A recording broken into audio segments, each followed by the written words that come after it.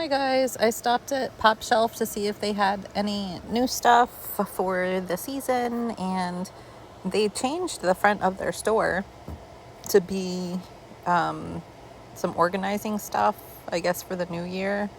They have some really nice containers and bins, so if you're looking for that type of thing, I would definitely check them out because they are pretty affordable in the scheme of, organizing and stuff. If you're enjoying this video, don't forget to subscribe and like. Your support really means a lot.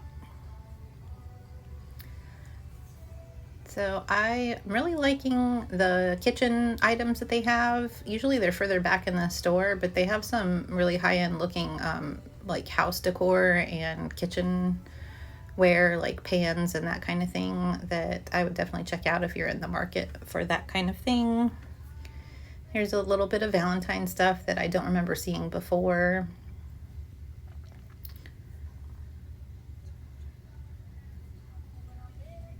And I was surprised that they have their gardening stuff out already. I don't know why, but it's a lot too. It's not even just a little bit, though. Like, definitely spring has arrived into pOpshelf.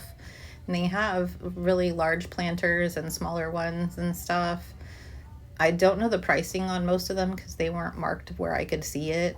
And I always love their birdhouses and bird feeders that they have. So super fun yard decor, and they have mushroom items, which if you watch my videos, you know that I love mushrooms. And